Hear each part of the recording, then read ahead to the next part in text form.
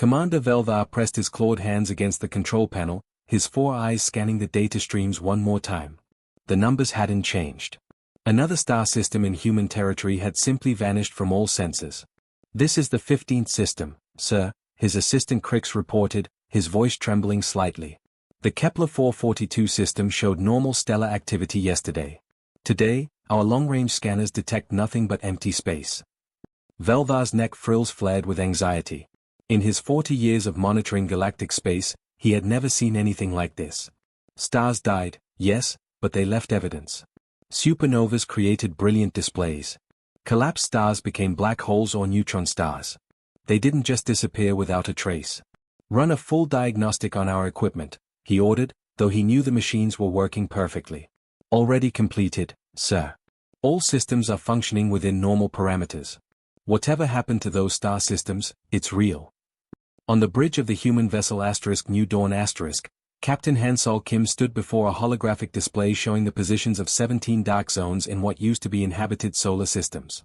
The encrypted message from Earth Command still glowed on his personal screen. Phase 1 complete. 17 systems harvested. Proceeding to Phase 2. His chief engineer, Lieutenant Minute Park, approached with a data pad. "Sir, we're 6 hours from the rendezvous coordinates. All ships in the fleet are maintaining communication silence as ordered." Hansol nodded. The rest of the galaxy believed humanity had gone into hiding after the destruction of New Geneva 3 years ago. They thought humans were cowering in fear, licking their wounds. How wrong they were.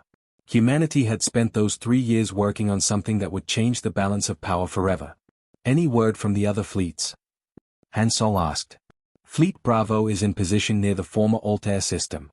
Fleet Charlie has reached the Procane coordinates. All report successful harvest operations," Minute replied. Hansol allowed himself a small smile. The alien powers had made one critical mistake when they destroyed New Geneva. They had assumed humans would react like every other species in the galaxy, with fear and submission.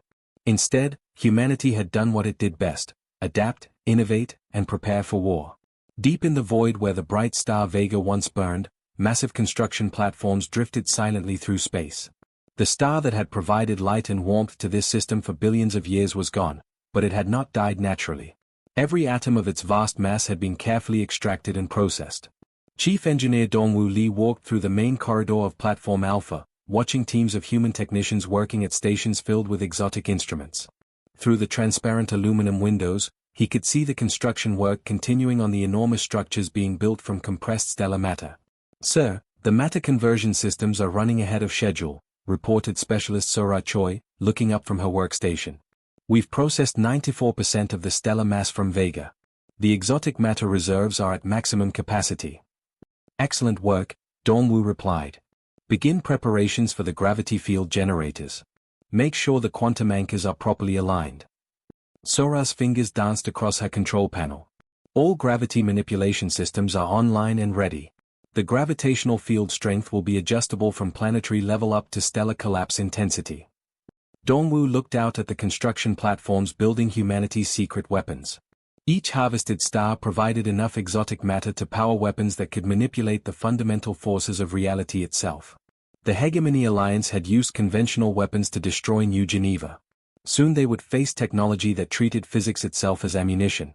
Meanwhile, at Galactic Monitoring Station Epsilon 7, Commander Velvar was receiving reports from across the galaxy that filled him with growing dread. The disappearing star systems weren't random. They formed a pattern around human space, creating dark zones where sensors could detect nothing at all. "Sir, we're receiving similar reports from monitoring stations throughout the Outer Rim," Crix reported. "The Andromedans, the Centauri Federation, and even the Ancient Observers are reporting the same phenomenon. Star systems in or near human territory are simply ceasing to exist." Velvar's species had evolved from predators, and every instinct he possessed was now screaming danger. "Send a priority message to the Hegemony Alliance. Tell them we may have a problem that goes far beyond their conflict with the humans." "What kind of problem, sir?" "The kind that could threaten every civilization in the galaxy," Velvar replied grimly. Back on Platform Alpha, Dongwu received a quantum transmission from Earth Command. The message was simple but carried enormous weight: "All harvest operations complete. 17 stellar cores processed. Begin Phase 2 immediately. Show them what happens when you threaten humanity. He turned to his crew. Attention all personnel. We are about to begin the most important military operation in human history.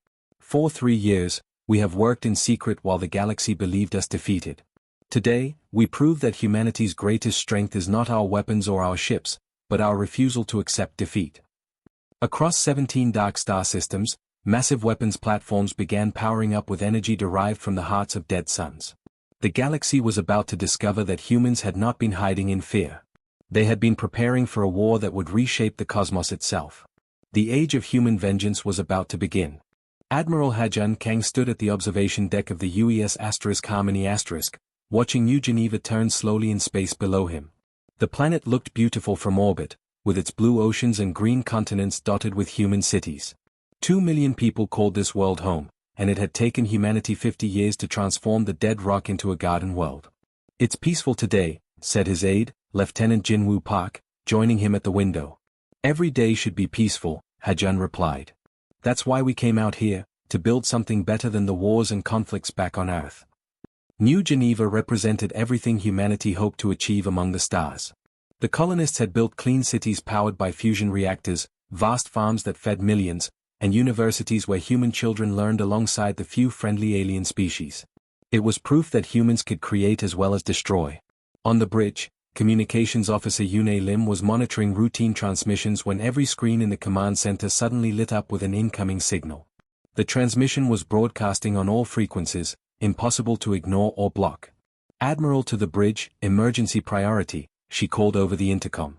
Hajun hurried to the bridge, where his officers stood frozen at their stations. On the main screen appeared the face of something that barely looked alive. Supreme Commander Thexalar of the Hegemony Alliance had skin like broken crystal and eyes that glowed with cold blue light. "Humans of the outer colonies," the alien's voice came through the translators with mechanical precision. "You have built settlements beyond the boundaries we established for your species. You have ignored our warnings to return to your home system. Your expansion into space reserved for superior races ends today." Hajun felt his blood turn to ice water.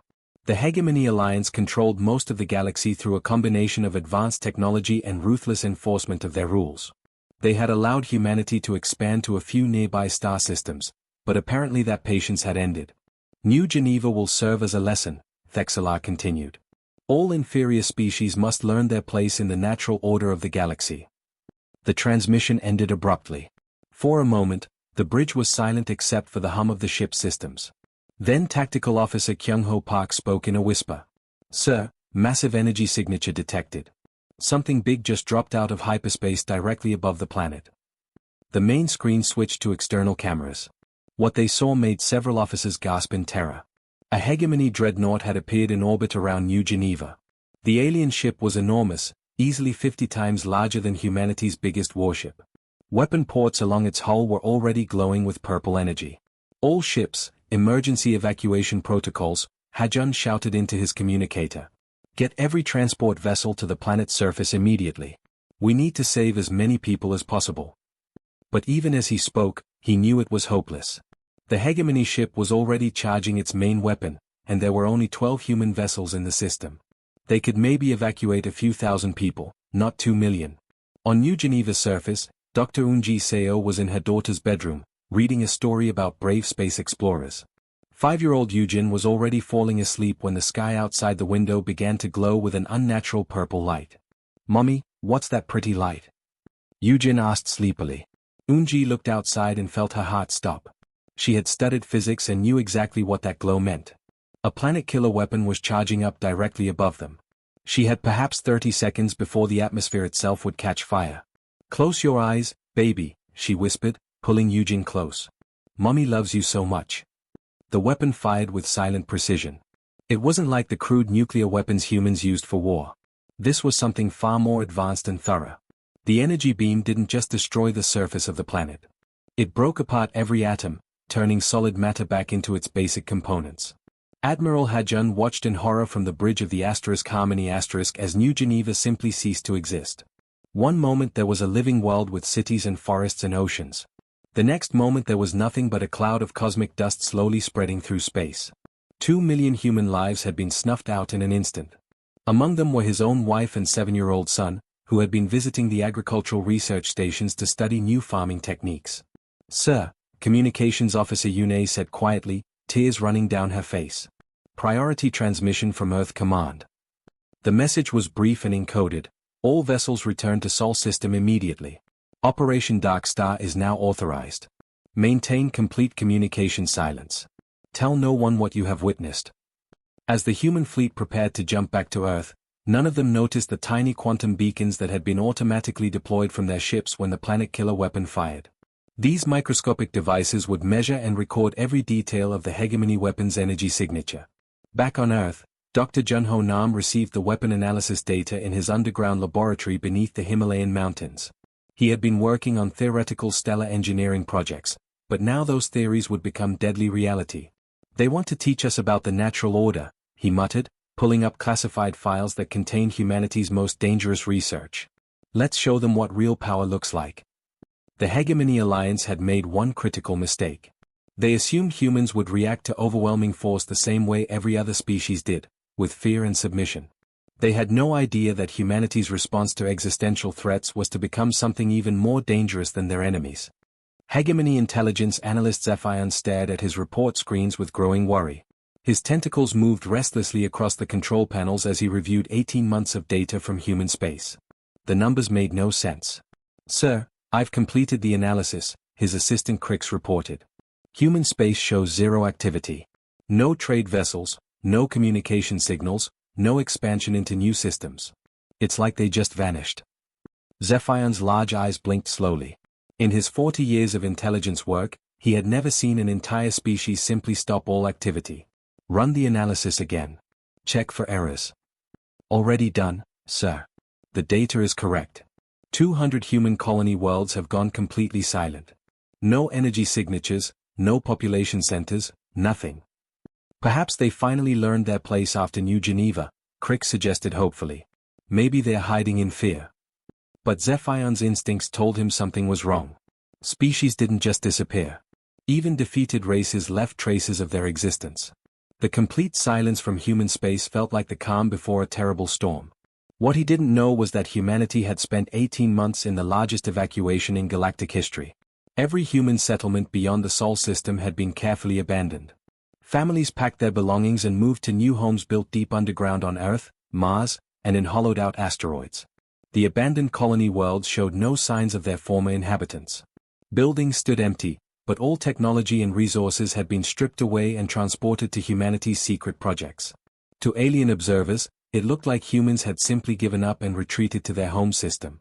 In what appeared to be empty space where the bright star Sirius once shone, Captain Subin Jorn stood in the command center of humanity's most ambitious construction project. Through the transparent walls of Stellar Platform Alpha, she could see the massive industrial machines that had completely consumed a star. "Final extraction complete," reported Chief Engineer Taehyun Kim, studying the readings on his control panel. "We have successfully processed the entire mass of Sirius A through our stellar lifting arrays." Subin felt a mixture of pride and horror at what humanity had accomplished. They had built machines capable of taking apart a star piece by piece, converting its matter into exotic materials that could manipulate the fundamental forces of physics. "What's our total yield?" she asked.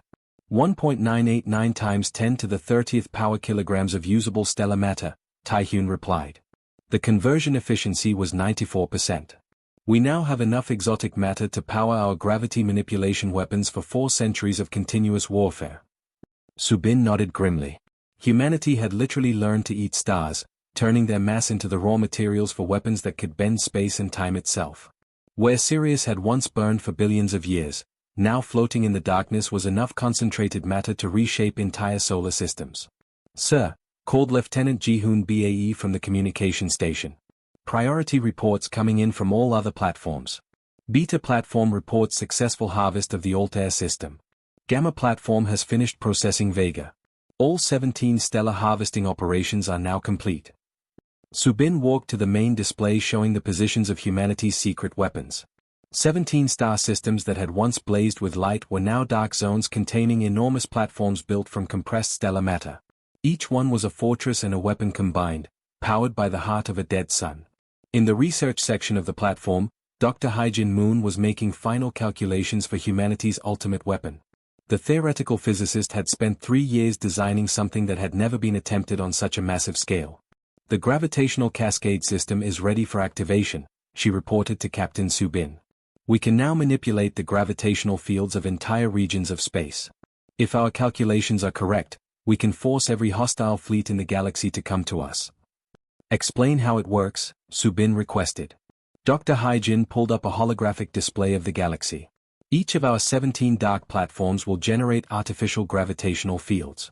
Working together, they'll create currents in space-time itself. Any ship that tries to travel through our region of the galaxy will be pulled towards Sol system whether they want to go there or not.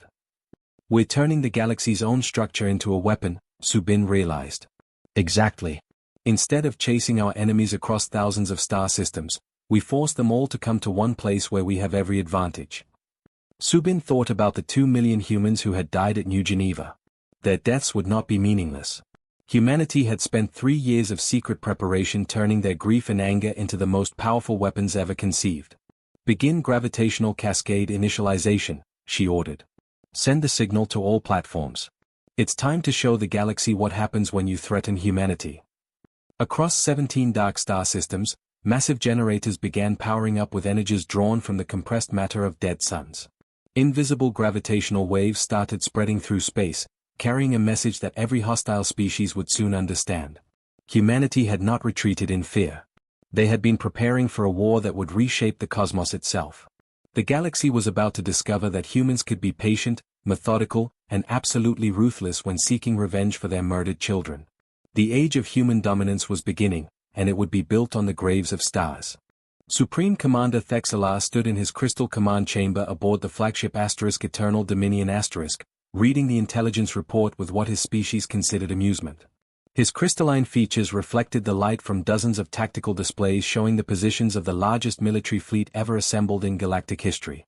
Humans emerging from their hiding places, he said to his tactical officer. How pathetic. Prepare all fleets for complete extermination protocols.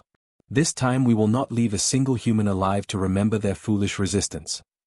The Hegemony Alliance had spent months gathering ships from 4 to 7 different species.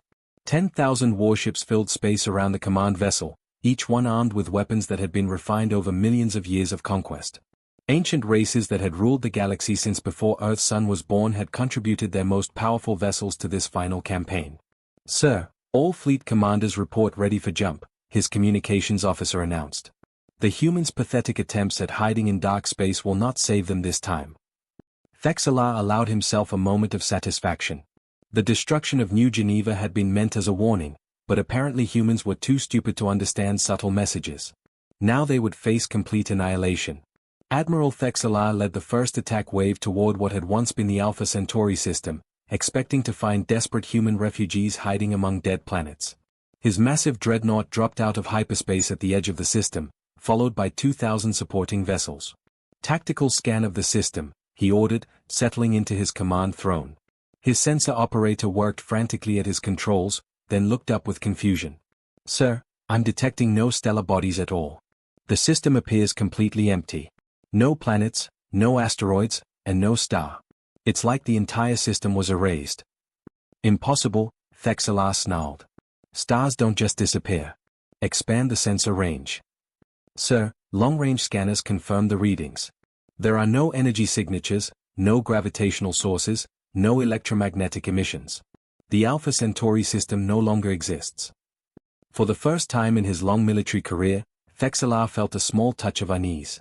But before he could order a retreat to analyze this strange situation, his sensor operator suddenly screamed. Contact! Multiple massive objects decloaking directly ahead of us. What emerged from the darkness made every being on the bridge freeze in terror. Structures the size of planets materialized out of empty space, their surfaces gleaming with energy that hurt to look at directly. They were built from materials that sensors couldn't identify, shaped into geometric forms that seemed to bend space around them. By the ancient gods, whispered the tactical officer. What are those things? Captain Insu-Yun stood in the command center of Fortress Alpha Centauri, watching the Hegemony fleet through sensors that could see through the very fabric of space and time. The fortress around her had been built from the compressed matter of the Alpha Centauri star system, transformed into a weapon platform that could manipulate the fundamental forces of reality. Enemy fleet has entered our engagement zone, reported Lieutenant Yun Woo Kim at the tactical station. 10,000 vessels, all showing hostile intent. All weapon platforms, prepare for firing, Insu ordered calmly. Chief Weapons Officer Park, status report. Chief Weapons Officer Seyoung Park checked her displays. All gravity cannons are charged and ready. Each weapon contains the gravitational force equivalent to a collapsing star. Target locks are established on priority enemy vessels. Insu thought about the children who had died on New Geneva, including her own nephew who had been attending school there. The hegemony had wanted to teach humanity about their place in the natural order of things. Today, humanity would return that lesson. Fire all weapons, she commanded. The attack wasn't visible to normal senses. There were no bright energy beams or missile trails. Instead, space itself became a weapon as artificial gravity waves raced toward the hegemony fleet at the speed of light. The first hegemony battleship to be hit simply ceased to exist as a ship. Gravitational forces compressed its entire mass into a sphere the size of a marble in less than a microsecond. The crew didn't even have time to scream before they became part of a neutron-dense object that had once been their vessel. Other ships suffered different fates. Some were stretched across light years by artificial tidal forces that pulled their atoms apart molecule by molecule. Others were caught in gravity wells that crushed them like tin cans under the pressure of artificial black holes. Impossible. Admiral Thexelar screamed as his flagship's hull began to crack under gravitational forces that violated every law of physics he understood. No species can weaponize fundamental forces. This technology shouldn't exist. His communications officer was receiving desperate reports from across the fleet. Sir, we've lost contact with the entire forward squadron. The second wave is reporting massive gravitational anomalies. Ships are being crushed by forces that register off all our instruments. Admiral Tai-Minute Lee commanded humanity's response from Fortress Sol, built in the space where Earth's sun had once burned. Through quantum communication links, he coordinated the attack from 17 different fortress platforms scattered across what had once been human space. Status report from all fortresses, he requested. Alpha Centauri reports successful engagement. 400 enemy vessels destroyed in the first volley. Vega platform has eliminated 600 hostiles. All platforms report 0 damage to our forces. Tai-Minute smiled coldly as he watched the tactical display. Send a message to any surviving hegemony vessels. Tell them that humanity remembers New Geneva, and we have prepared an appropriate response. The battle lasted 6 hours. When it was over, 4,000 of the galaxy's most advanced warships had been reduced to cosmic dust or compressed into exotic matter. The remaining hegemony forces fled in terror, carrying news that would shake every civilization in the galaxy. Ancient species that had ruled for millions of years suddenly realized they had awakened something that perhaps should have been left alone. Hegemony Supreme Council leader Vorthak stared at the reports flooding his command chamber with growing horror. His ancient crystalline body, which had existed for over 10,000 years, trembled as he read data that should have been impossible. The galactic spiral arms are moving, he asked his chief scientist, Dr. Zelnuth. How can entire sections of the galaxy be shifting position? Dr. Zelnuth's voice was barely above a whisper. My lord, our gravitational sensors are detecting massive artificial gravity fields spanning thousands of light years. The humans have somehow weaponized gravity itself on a galactic scale. They're creating artificial currents in space-time that are pulling every star system toward one location. Which location? Vorthak demanded. Sector 001, my lord. The human home system. Sol. Vorthak felt something his species hadn't experienced in millions of years, genuine terror. They're forcing every hostile fleet in the galaxy to come to them? Why would they want to face all of us at once? I don't know, my lord. But our fleets report they cannot resist the gravitational pull. All ships are being dragged toward human space whether their engines are running or not. Admiral Myungjin Choi stood in the command center deep beneath the surface of Earth, watching displays that showed the entire galaxy slowly bending to humanity's will. Around him, officers whose families had died at New Geneva 3 years ago monitored the most ambitious weapon ever created. Status report on the gravitational cascade, he ordered. Captain Bora Kim looked up from her control station. All 17 stellar fortresses are operational and maintaining the gravity fields exactly as programmed. The artificial currents are pulling hostile fleets from every corner of the galaxy toward our kill zone. Myungjin nodded with grim satisfaction. For 3 years, humanity had worked in secret to prepare for this moment. While the galaxy thought humans were hiding in fear, they had been building weapons that could reshape the cosmos itself. Estimated time until all enemy forces reach Sol system, he asked. 72 hours, sir. Every hostile fleet will be compressed into a space roughly the size of the outer solar system. They'll have no room to maneuver and no way to escape. Dr. Changminit Seo, the theoretical physicist who had designed the galactic gravity weapon, made final adjustments to his calculations. The mathematical formulas covering his screens represented forces that had never been used as weapons before. Admiral, he reported, the exotic matter reserves are at maximum capacity. We have the compressed mass of 17 stars available as ammunition. When we activate the final phase, the gravitational forces will be equivalent to multiple stellar collapses happening simultaneously. And the enemy fleets will be caught in the middle of it, Myungjin said quietly. Across the galaxy, alien commanders watched in growing panic as their ships were pulled helplessly toward human space. Advanced civilizations that had ruled for millions of years found their most powerful vessels unable to resist the artificial gravity currents. Captain Zarkoth of the Centauri Defense Fleet tried desperately to break free from the gravitational pull. All engines to maximum power. We have to escape this trap. His engineer shook his head hopelessly. Sir, we're fighting against the gravitational field of multiple star systems. Our engines aren't powerful enough to break free. Similar scenes played out on thousands of ships as the galaxy's most powerful fleets were drawn inexorably toward Sol system like leaves caught in a whirlpool. The final confrontation began when the first alien vessels arrived at the edge of the solar system. What they found waiting for them was beyond their worst nightmares. Humanity had turned the space around their home star into the ultimate killing ground. Fleet Admiral G1 Park stood on the bridge of the UES New Geneva *, humanity's new flagship built from the compressed matter of dead stars. Through the viewports, she could see millions of enemy vessels crowded into the space between Neptune and Pluto, trapped by artificial gravity wells that prevented any escape.